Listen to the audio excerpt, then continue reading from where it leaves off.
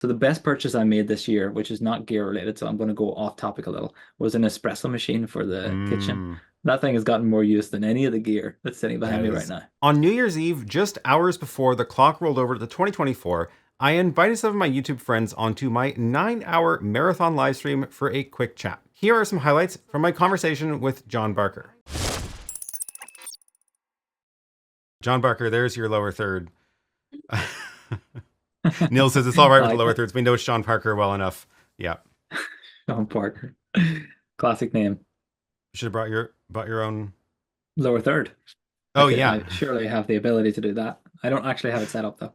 I have basically nothing set up here.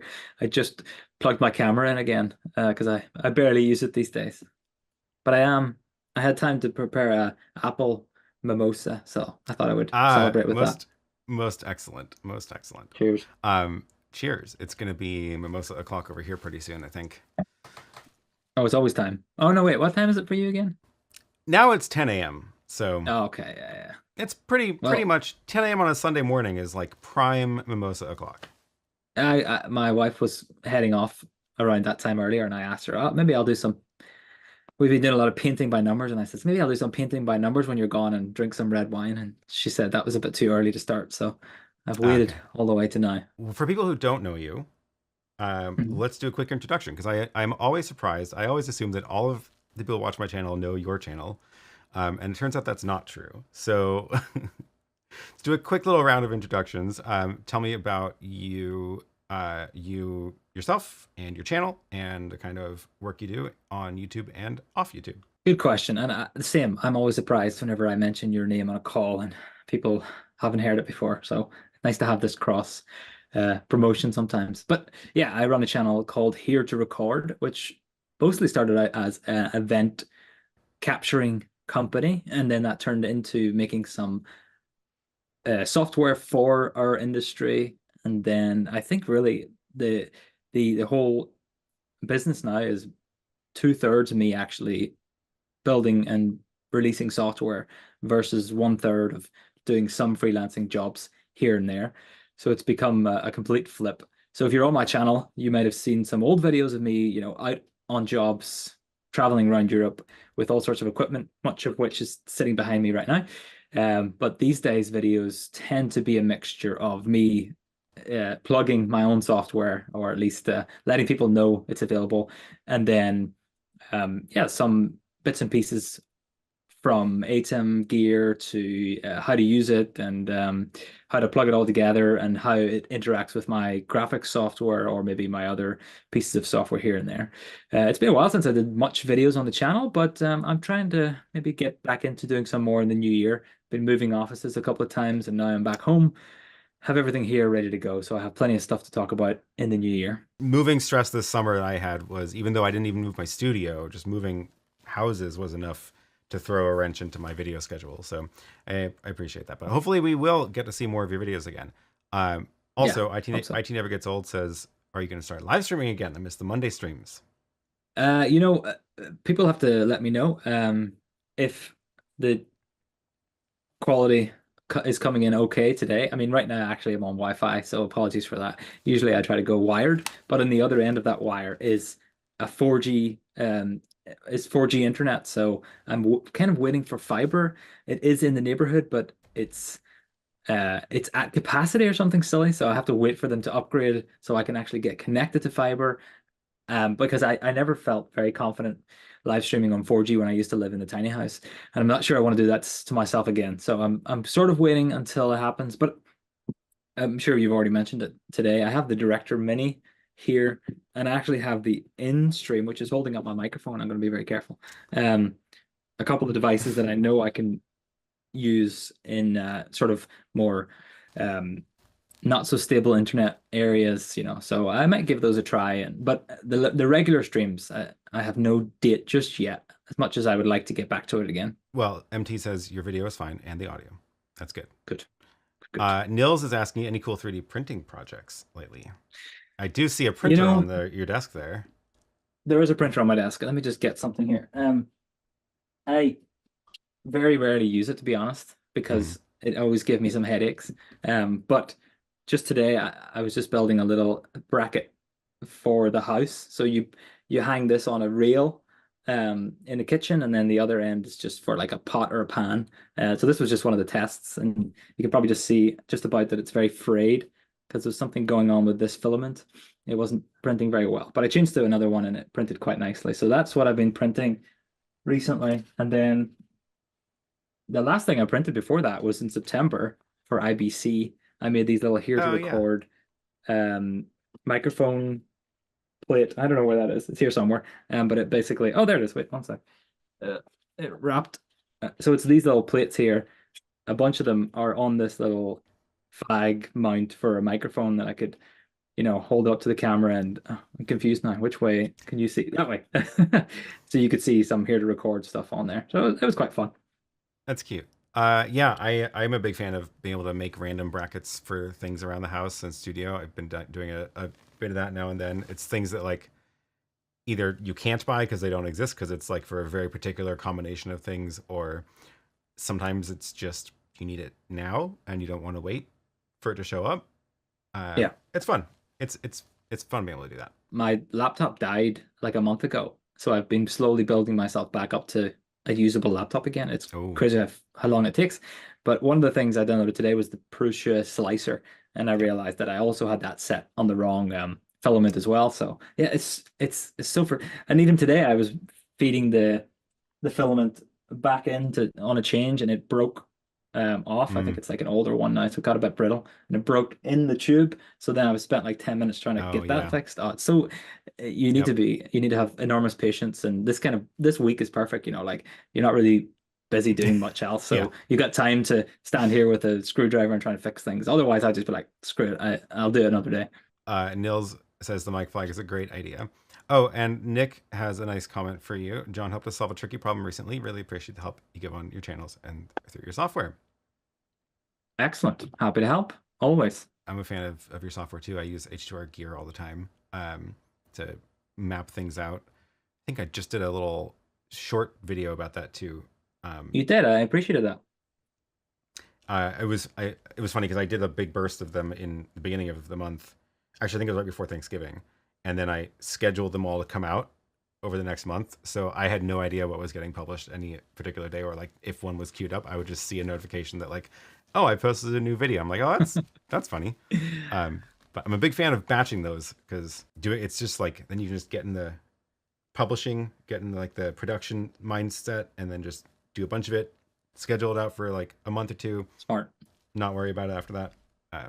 Yeah, it's smart. I mean, I think we probably had a chat around this time last year. One of my plans for 2023 was to do more short form content. I think I did one this year. So, Well, that's more if I than could beat zero. that next year. Yeah. Yeah. Speaking of, we got a couple of questions for the guests to ask you here. So, of the things that you bought in 2023, what is the one that you enjoyed using the most? What's funny is I had been thinking about that question. You were kind enough to let me know of that question in advance, which I appreciated. And I spent all day thinking about the answer to that question because looking around because I knew I was going to move offices at the end of the summer, I was being very smart from the start of the year. I pretty much planned from the start of the year to do that. So I chose not to buy much stuff. So the best purchase I made this year, which is not gear related, so I'm going to go off topic a little, was an espresso machine for the kitchen. That thing has gotten more use than any of the gear that's sitting behind me right now. If that's a valid answer, then please accept it.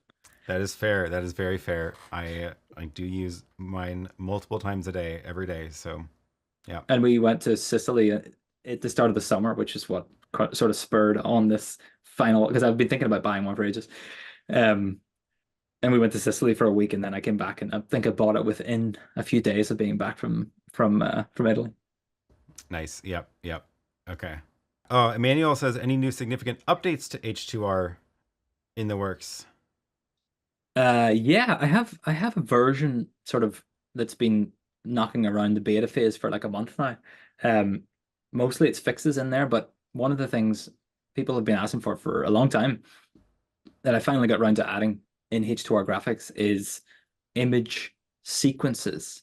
So I'm not really set up to show anything right now, but what you can do is load in PNG, create a PNG sequence in After Effects or Motion or whatever tool you like to use, um, and then load in that PNG sequence, choose a stop point, and then in H2R graphics, you press play on that graphic as you would with any other graphic, and it will play the sequence all the way up to the pause frame, which gives you a chance to, hold on showing names, and then whenever you press go off air, then it will play the rest of the sequence as it goes, excuse me, off air. And whenever you combine that with other graphics, like just a normal lower third, positioned correctly, you can make it look like a really custom lower third with whatever name you want in there, but you've built a really custom PNG background with an animation in another tool. I never really wanted to build that much level of customization into H2R graphics because it would just be an absolute load of work for me to build a After Effects like tool, as you would imagine. But if you're familiar with those tools or even get someone else on your team to build that, then you can just leave a little blank space for the name, add the name in H2R graphics, and then you've got yourself a really nice looking graphic, but with the full customization of the text during any live show. So that's coming hopefully within the first half of I was going to say first half of the year, but first half of January, within the next week or two. I'm hoping to push that out there. I've been a bit lazy, or not lazy. I've been enjoying the time off for the last few weeks, but it's almost ready to push out. That sounds great. That would come in handy for me for this stream because Mhm. I otherwise, yeah, making all the individual lower thirds is a pain. Yeah. Um, cool. Well, I look forward to that. So on the last question, what are you most excited about for 2024? Either gear or new studio or new goals? Yeah, one of the biggest things right now where I'm sitting is just the corner of the living room. I can see the whole area behind the camera.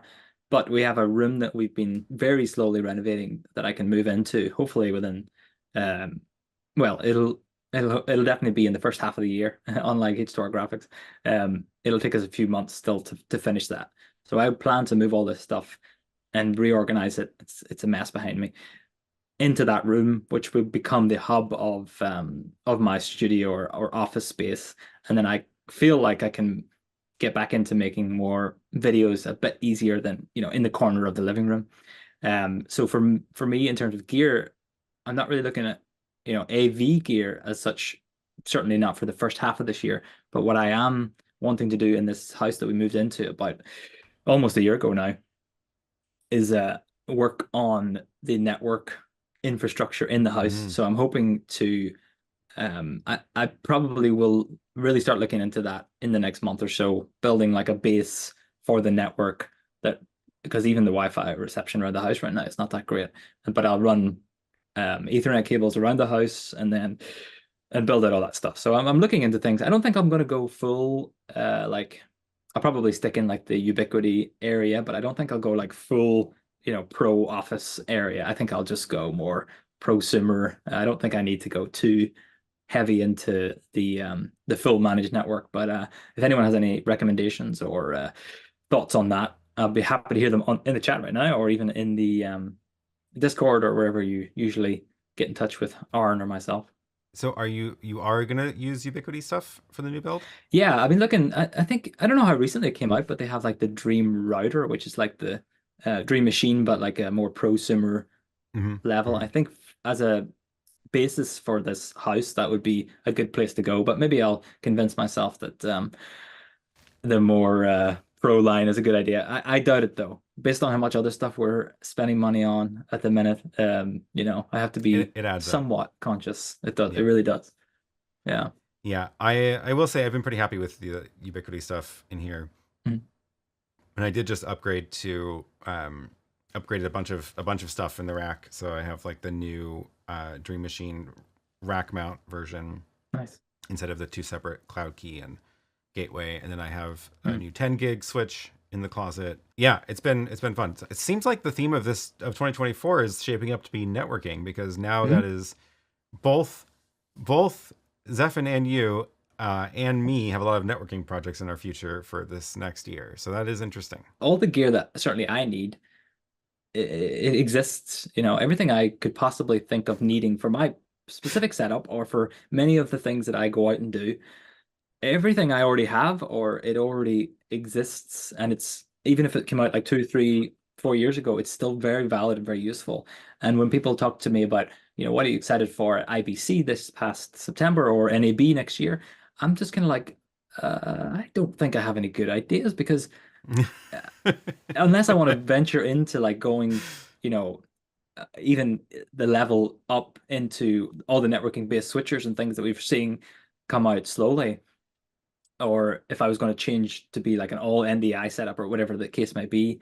And I can't see myself changing to be like an all 4K setup. So there's nothing specific that Mhm. I'm seeing that's missing or gaps just right now. So that's why I think it all comes down to the networking Okay. pieces Okay. that are left to fill in.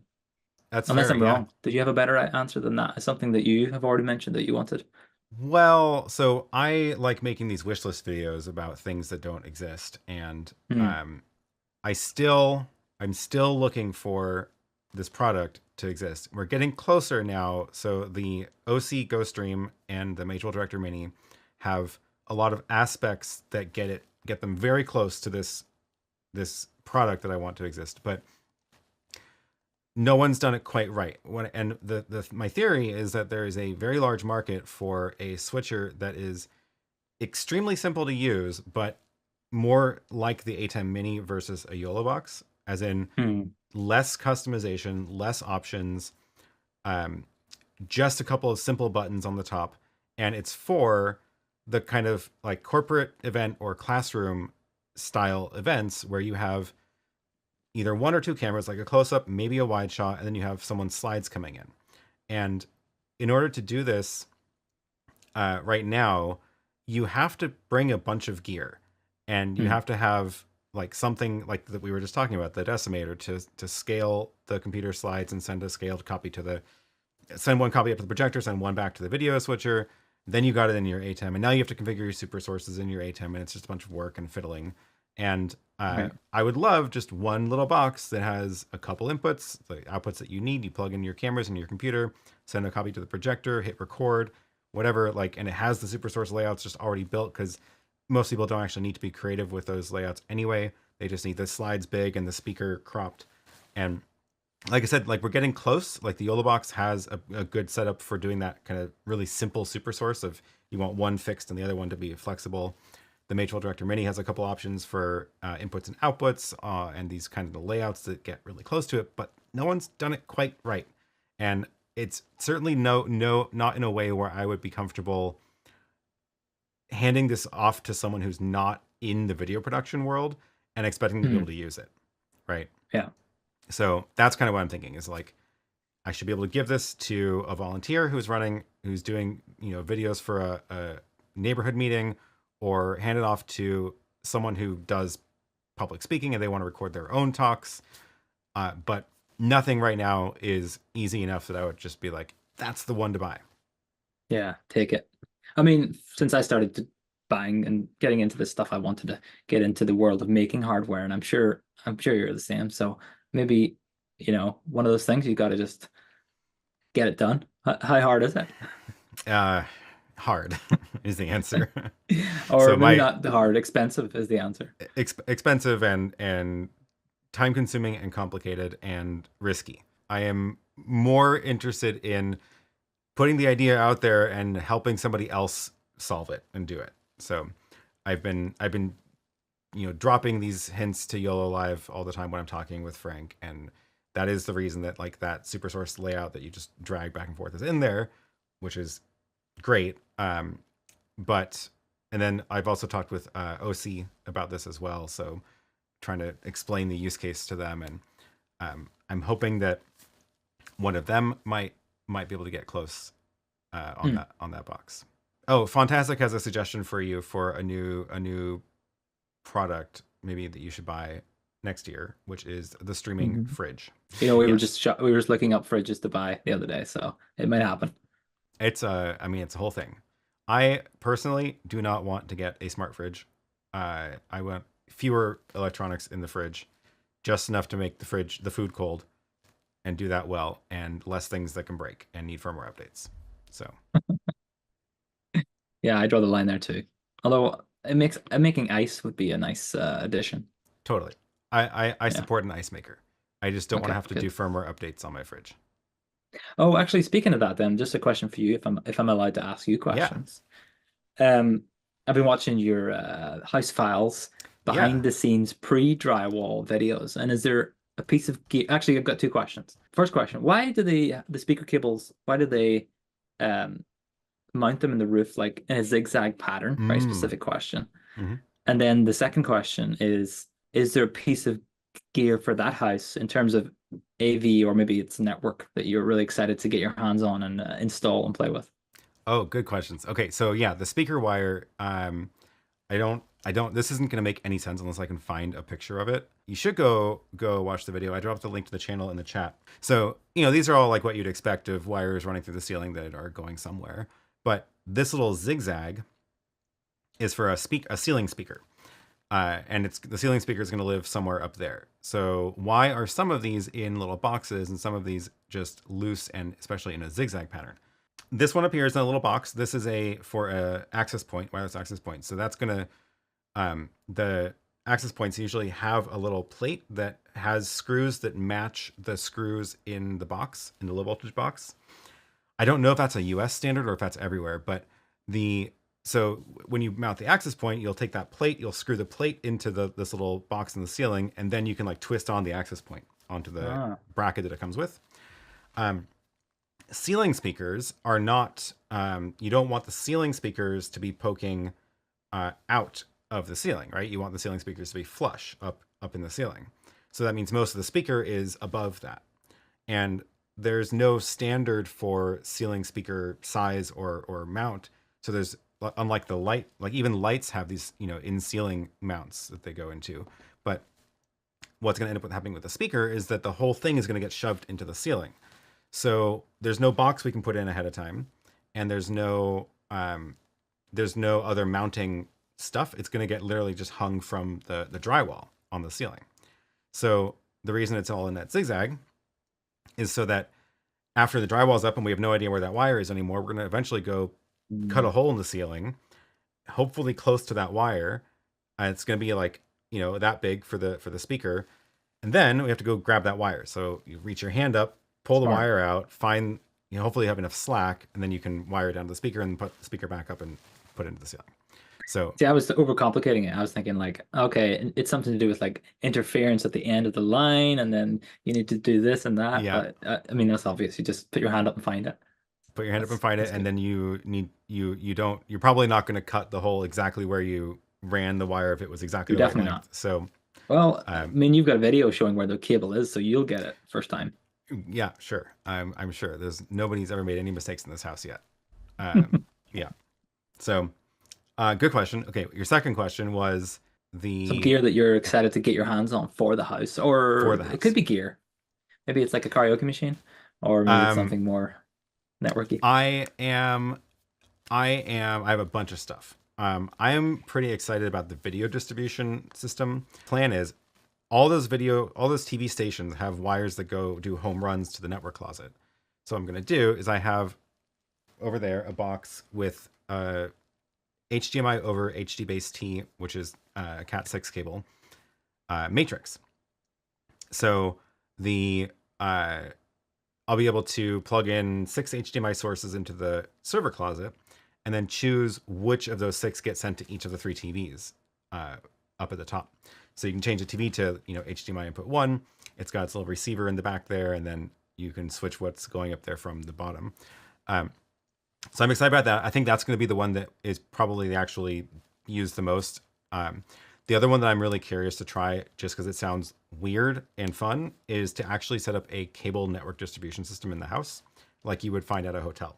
So at a hotel, they will like have a cable TV encoder server somewhere that is encoding a bunch of video signals out onto coax that the TVs can then tune to, like digital video signals.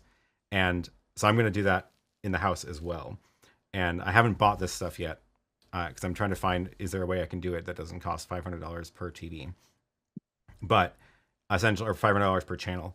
So it's it's an encoder. You buy an encoder that takes HDMI in and then modulates it onto coax with MPEG video, and Fun.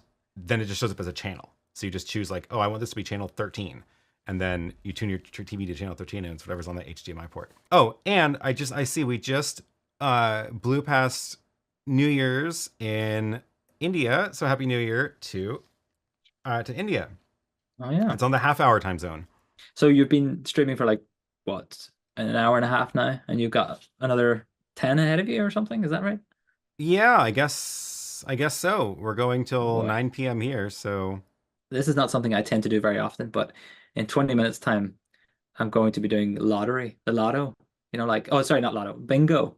There's like a oh, Sunday night or on the holidays in Sweden here, they have a weekly called Bingo Lotto, and you just sit there for like 3 hours and do the lottery. Or sorry, bingo. I keep saying bingo. the Yeah. opposite.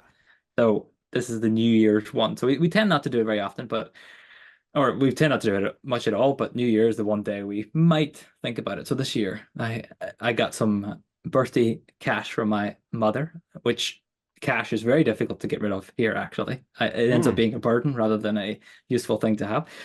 But it was a money well spent. So you never know. We might double it, triple it, or lose it Yeah. all, which is Is this most in likely to person happen. or is it online? No, it's on TV, it's on TV, Oh, traditional on TV. Well, you TV, can watch it traditional TV. online too, but it is a traditional, weekly um Okay.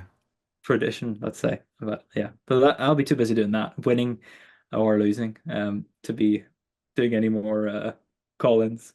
Well, I mean, the biggest challenge of it all is staying awake. Like it starts in the next 20 minutes and it lasts for, it's not 4 solid hours of bingo, but they spread them out, and by the last one, you Mm. just you just don't care anymore. So we'll see. But thanks, Niels, who's hoping me some big wins. We'll see.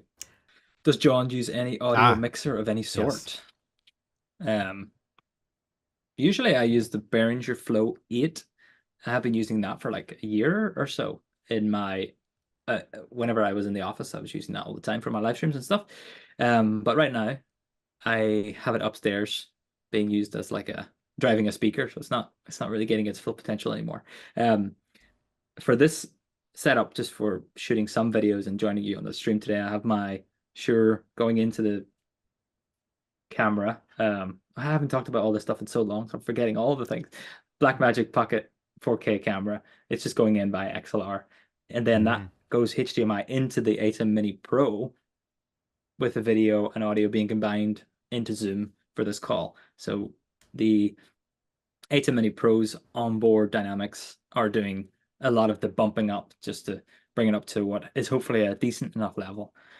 Um, Otherwise, I typically have it the same setup but plugged in via the Flow 8.